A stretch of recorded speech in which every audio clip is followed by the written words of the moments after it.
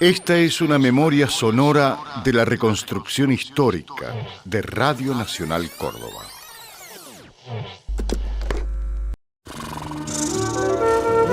Pois é. E eu boto a carga e vou para toda a terra que quero. Estamos junto a dos protagonistas de la historia de nuestra radio que a través de mucho tiempo fueron voces emblemáticas y sobre todo muy conocidas, mujeres que hicieron punta en su momento con aquel chocolate por la noticia. Estamos hablando de Cristina Wargon, estamos hablando de Gabriela Castillo, que han tenido la deferencia de visitarnos. El gusto de saludarlas. ¿Cómo están? Hola, Raúl. Hola, buenas tardes. Buenas tardes. Bueno, Cristina, si uno se pone a mirar hacia atrás, como en tu caso, y pudieras recordar cómo fue llegar con chocolate por la noticia acá a la radio, a quién se le ocurrió y cómo fue que lo armaron. Mirá, en principio yo me acuerdo, yo era amiga, muy amiga de Oreste Gaido, que en ese momento era el director de la radio. Y un día nos cruzamos, me llamó él y me dijo, che, vos que sos feminista, hacete algo para las minas. Y yo no, sí soy feminista, pero eso de hacerte algo para las minas me ha sonado y me suena muy despectivo. Yo dije, no, yo quiero hacer una cosa sobre la noticia. Entonces pensé en un periodista excelente y amigo como era Alfredo Maté, y pensé en mi mano derecha, que era muy jovencita en ese momento, y que tenía, no sé, éramos todos muy jóvenes. Y entonces pensamos en un programa de chocolate por la noticia, es decir, tomar la noticia con humor. Era los albores de la democracia, eran épocas que realmente eran políticamente muy esperanzadas y muy alegres. Y así fue, empezó, y llamé a él, yo vine con mi hija, él vino con su hija, Luchi y Mate eran las dos asistentes de programación, y largamos con una cosa que era maravillosa, que era la libertad. Por eso le decía a Gabriela, me mira, porque siempre yo quedé con la cabeza volada por la libertad, mi hija se transformó. Seguimos las dos por el mismo rumbo, yo la dibujo en la revista, ella dirige un medio también, pero ella es una persona ordenada, y yo no entiendo, cuando yo veo por protocolo de seguridad, no hay tal cosa, no se puede, ¿no? Yo me vuelvo loca, le decía, mira, ella odia la palabra saludable, y yo odio la palabra protocolo, porque no, pero son necesarios, y serán necesarios, pero para mí no, porque nunca transgredo nada.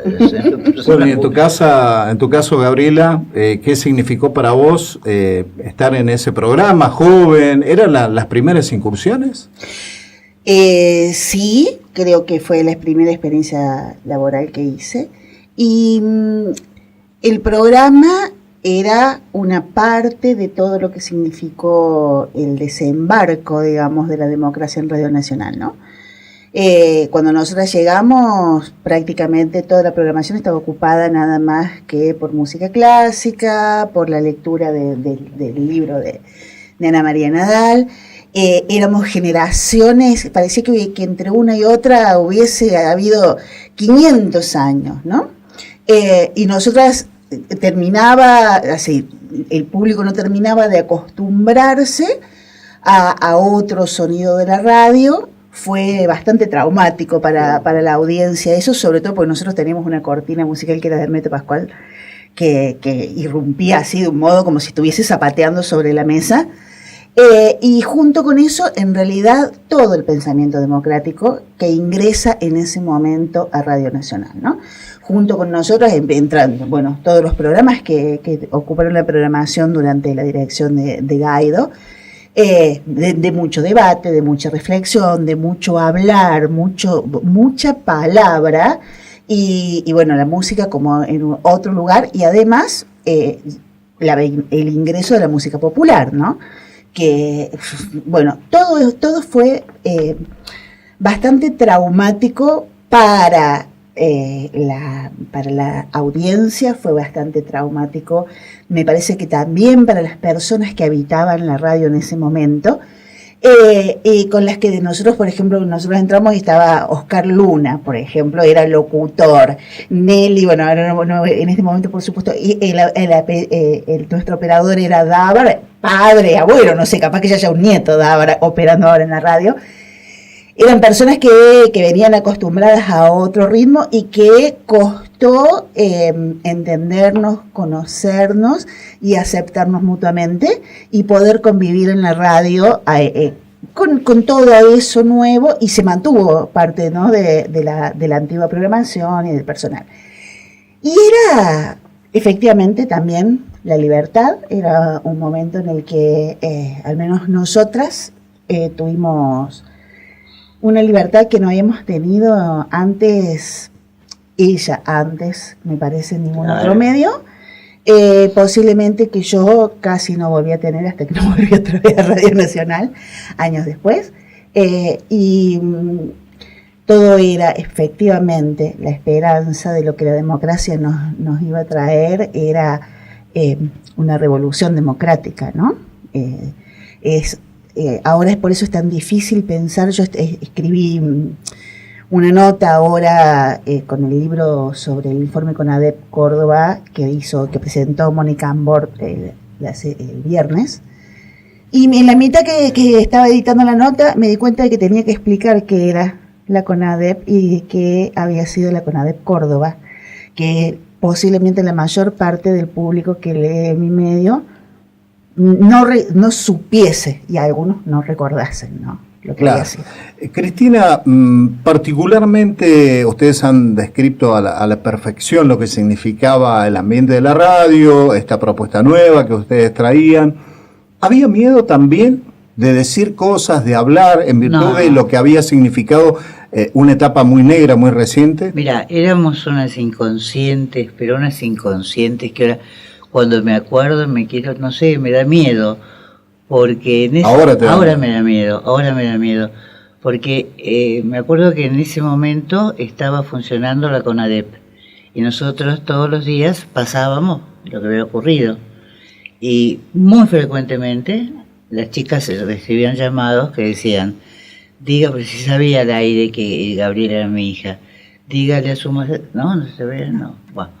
Dígale a la vieja esa, habrán dicho, qué sé yo qué decían. Pues ahora voy a contar una cosa a continuación al respecto. Que los próximos pañuelos blancos se los van a poner sus hijos por ella. Eran amenazas que ahora la pienso y me da miedo. Y nada, seguíamos. ¿No? Sí, yo creo que en realidad, al menos yo, hasta la desaparición de Julio López, sí, no tuve conciencia de cuánto habían demorado en abandonar el poder real, el poder que lo ocupó durante la dictadura, ¿no? Entonces, en ese momento creíamos que ya habíamos conquistado la democracia, que ya vivíamos en plena democracia, y que eso...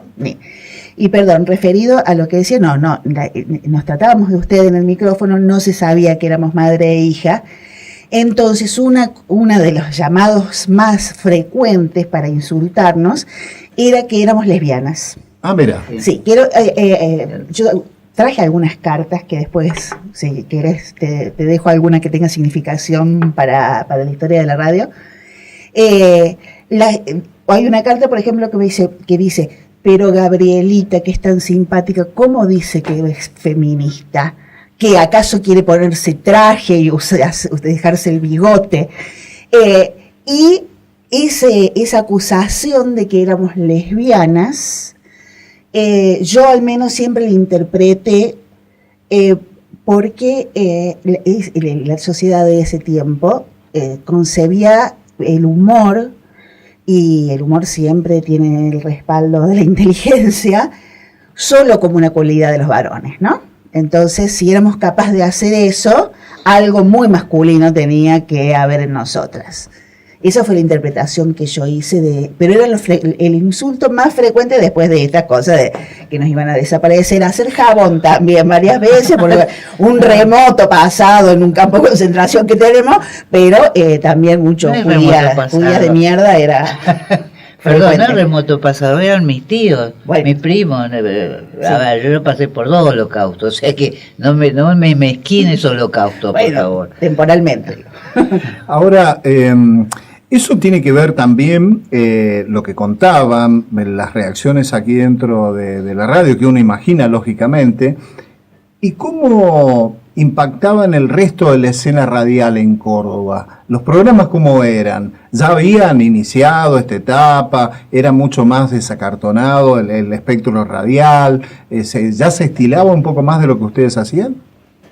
No, espero que no me lo preguntes a mí. Y lo preguntes para vos, pasa al frente. Sí, no estaba desacartonado. Nosotros creo que dimos un puntapié inicial en eso de ser tan desacartonado y de la falta, además, de profesionalismo frente al micrófono. El micrófono estaba vedado para las personas que no eran profesionales del micrófono.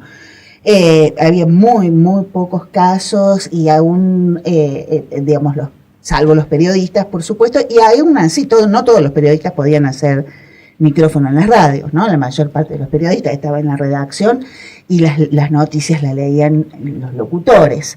Y además eso era una cosa, era como una pelea del gremio de los locutores, que, ¿no? Y vos tenés carné, no tenés carné. Entonces es bastante difícil que haya habido otras propuestas muy desacartonadas, y la nuestra era excesivamente desacartonada, por decir. De hecho, yo tenía una voz que después tuve que trabajar, por supuesto, pero que era una voz aguda, insoportable, que era el tercer nivel de insultos telefónicos. Era, ¿por qué la tienen frente al micrófono? Saquen esa voz de pito. Venía inmediatamente después nos iban a desaparecer, éramos lesbianas, nos iban a hacer jabón, y conmigo en particular era el tema de mi voz. Claro, sí, era una voz absolutamente imposible para la radiofonía de esa época. Cristina, ¿qué significó particularmente para vos y también Gabriela Radio Nacional y esa posibilidad de hacer ese programa? En el tiempo, digo. Mira, yo soy menos reflexiva que Gabriela, o sea, te quiero decir con esto que soy menos inteligente y mucho más sensible, eso sí, soy más buena que ella. Pero te voy a describir simplemente lo que fue entrar de nuevo 40 años después. Es una cosa infernal esto, la cantidad de sensaciones que tengo y de emociones que tengo, porque significó una puerta que nunca más se cerró, que fue la entrada al periodismo. Parecía todo un chiste, pero lo que hacíamos nos llevaba mucho tiempo y mucho trabajo periodístico, aunque ni siquiera lo nombrábamos ni nos dábamos cuenta. Yo era la jefa de ella y le pagaba 2 mangos, y todo era hecho sobre la mesa del comedor. Ahí recortábamos los diarios, los recortábamos, nos leíamos todos los diarios, comparábamos todos los diarios, sacábamos todos los titulares. ¿No había internet? No había internet, tenías que hacerlo todo a mano. Y todos los días hacía trabajo, una formación periodística, pero que ojalá lo tuvieran los chicos ahora, que tuviesen la obligación de compararte todos los diarios y ver qué significa los títulos y qué quieren decir los títulos atrás de los títulos y a qué intereses responden. Así como es muy claro, bueno, para nosotros, para vos también, la ideología que maneja Internet, o sea, cómo se mueve Internet, los hilos ocultos que hay, que no son tan ocultos. Vos tenés una charla al lado del celular y decís, estoy queriendo un morocho de ojos verdes. Ay, qué ganas de tener un morocho de ojos verdes. Te mandan por correo un morocho, una publicidad para que compres en cómodas cuotas un morocho de ojos verdes. O yo me divierto porque todavía me atrapan, ¿viste? Esos titulares que dice un señor mordió un perro.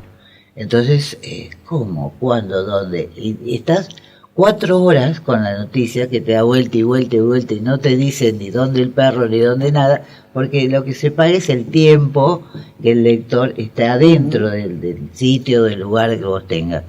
Entonces, todo eso que no se enseñaba, esto no se podía enseñar porque no existía la internet en ese momento. Pero sin lugar a dudas, lo que estás diciendo es rigurosísimo, de el ejercicio, y tiene que ver con lo que yo decía al principio del ejercicio de la reflexión, ¿no? Si algo caracterizó a la generación que entró durante la dirección de Gaido fue el ejercicio de la reflexión.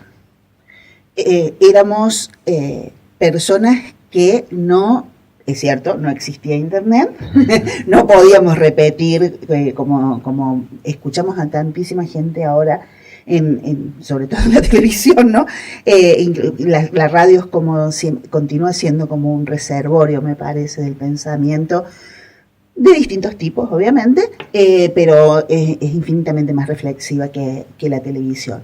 Y eso del poder comparar las noticias, de la rigurosidad, del humor, que es una forma de reflexión, que era lo que hacíamos sobre eso, se sumaba muchísimo estudio, porque además de Chocolate por la Noticia,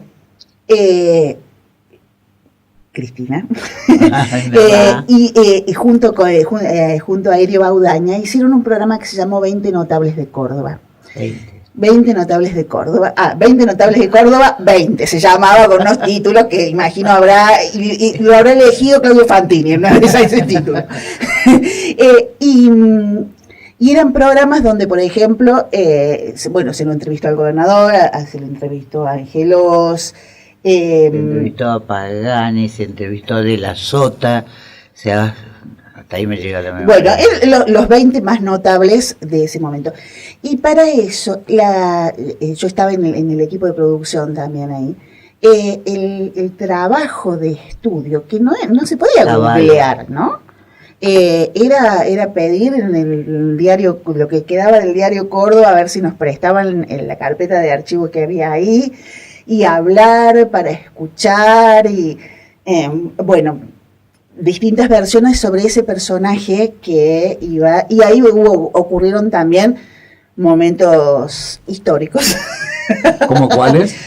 Como por ejemplo, primero que fumábamos en el estudio, ¿no? Se fumaba en el estudio y Cristina ha fumado siempre mucho. Y entonces era una nube, y esto lo cuenta muy graciosamente Juan Pagano, que también era parte del equipo de esos años.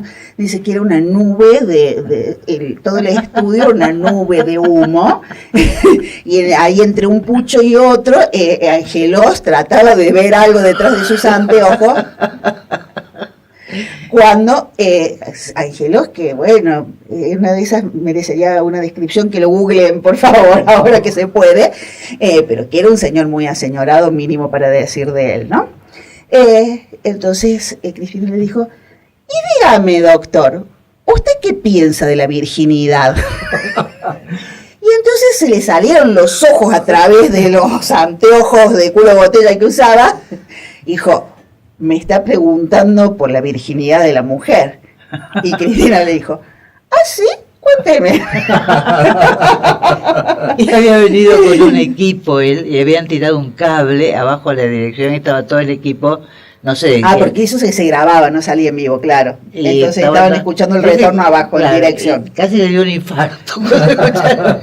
Sí. Ese fue, eso siempre fue fue una época de mucho contenido, que a mí en lo personal, por supuesto, me marcó una forma de trabajo para el resto de mi profesión. Yo tenía 18 años cuando empecé acá en Radio Nacional. O sea, hace 40 años exactamente, claro, cuando ahora en el inicio de la democracia.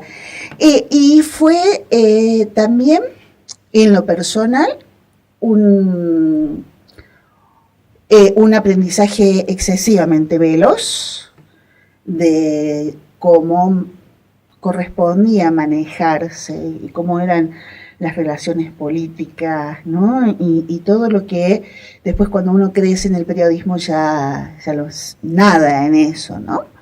Y bueno, no fue una gran maestra en ese punto.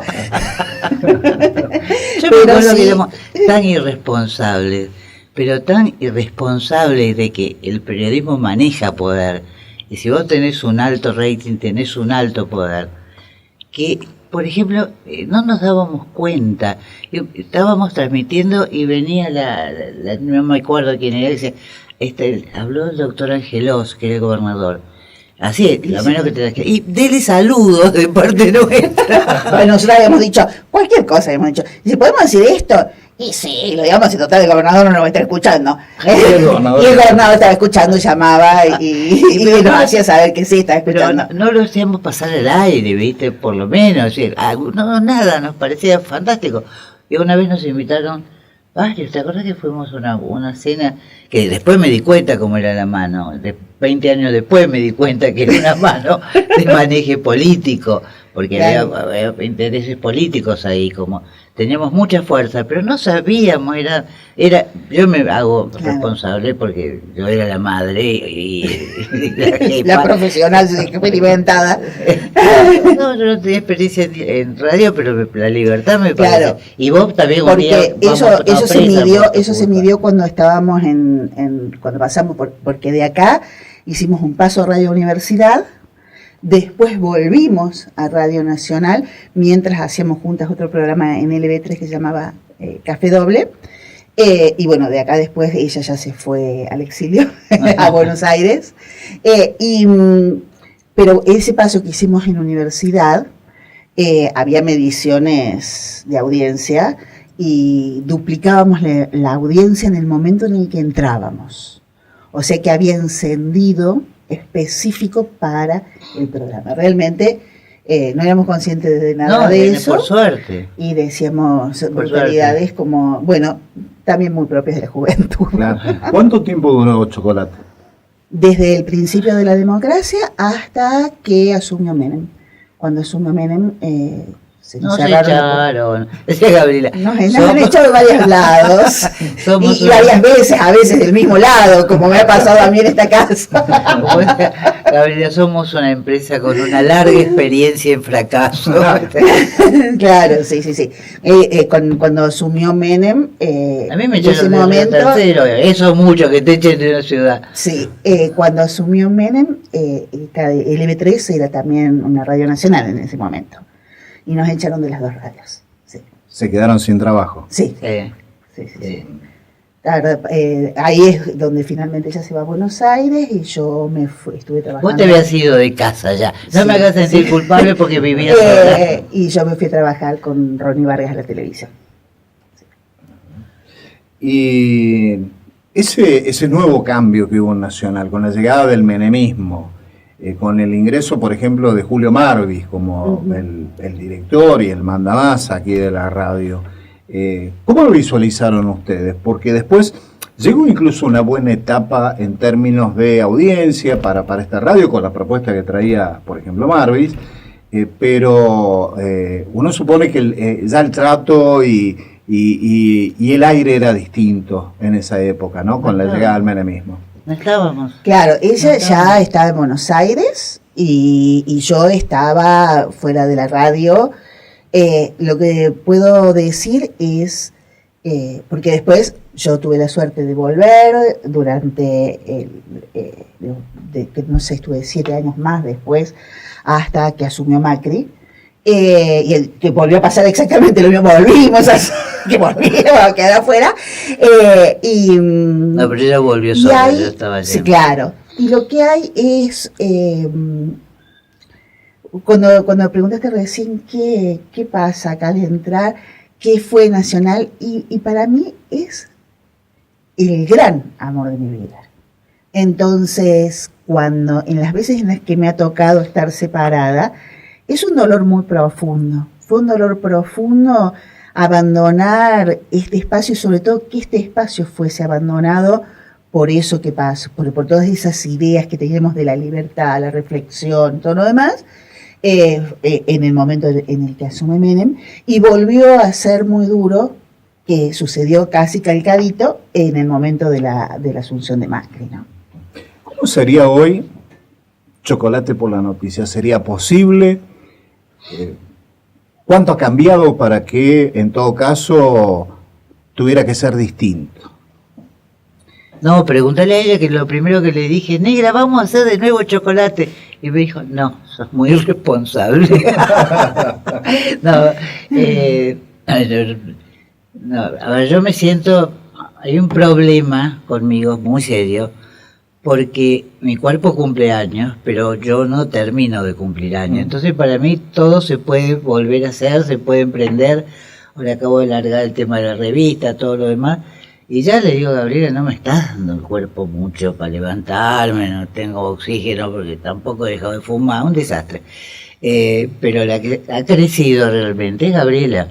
Entonces ella me dice, no, vos no sos de fiar. Podrá ser posible. A ver, el contexto es completamente distinto. Buena parte, me refiero a lo social, ¿no? Y a los medios.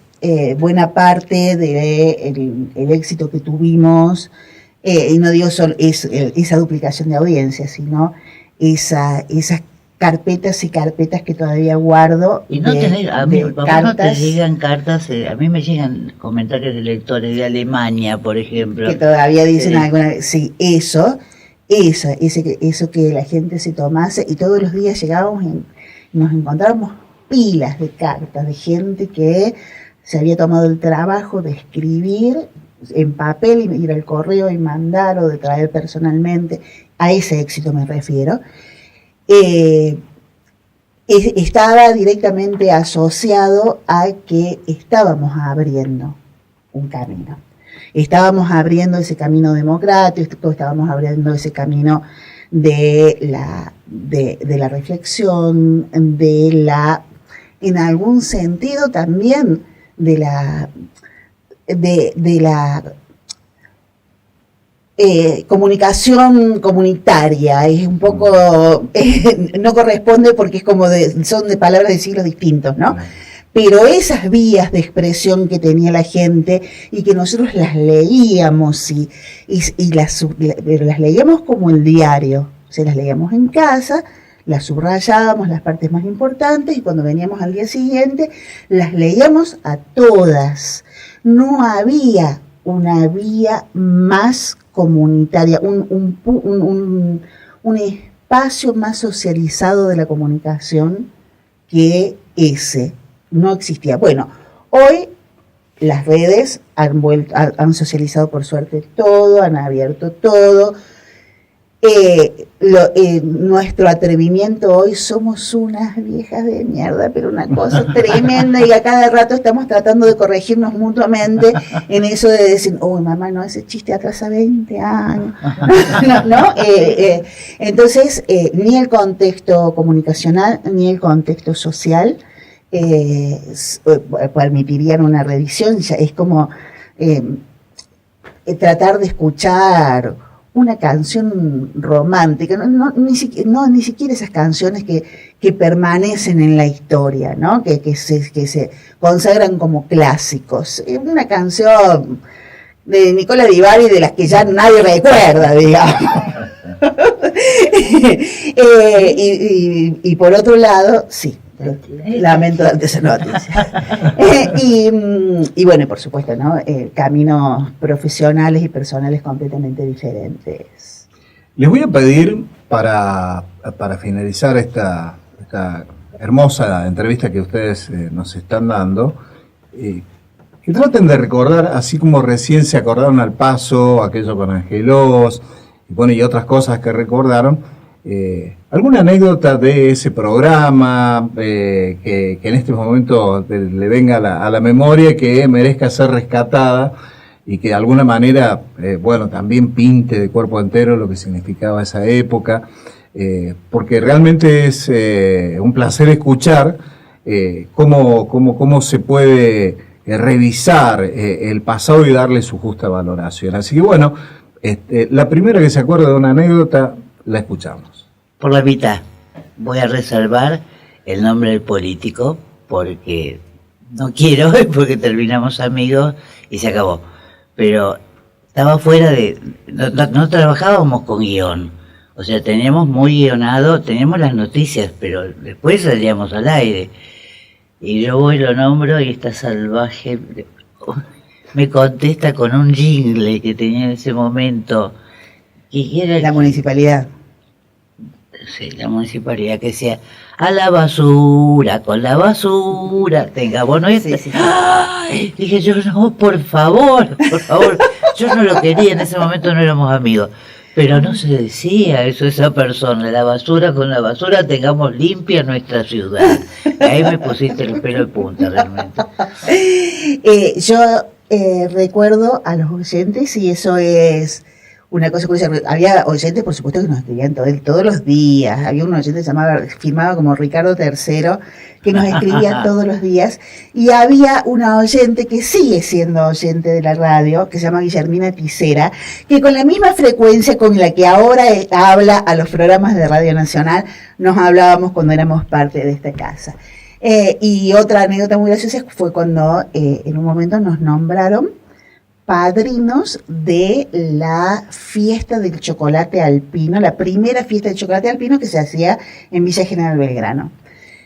Entonces fuimos y era ese salón inmenso, había miles de personas. Dijeron, bueno, alguien que suba. Y habíamos ido con Alfredo, sí, porque Alfredo, recordemos, Alfredo Maté y Lucía Maté formaron parte, creo que el primer año del equipo. Sí. Y después sí, pero eso fue durante el primer año, o sea, yo tenía 18 años. Alguien que suba, y entonces estos seres antiguos y crueles dijeron que suba Gabriel. Y yo, que era incapaz de decirle no a nada, me subí al escenario y miré esas miles de personas y dije, ¿qué estoy haciendo?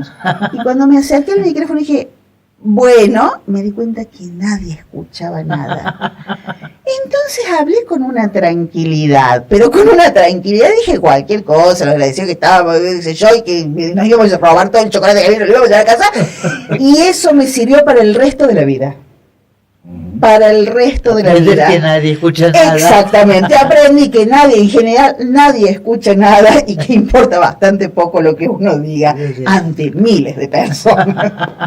Bueno, les quiero agradecer esta posibilidad de charlar con ustedes, que nosotros vamos a también a compartir con la muestra por estos 66 años. Y es un testimonio invalorable para nosotros, así que muchas gracias. Gracias, Raúl, y gracias a esta casa siempre.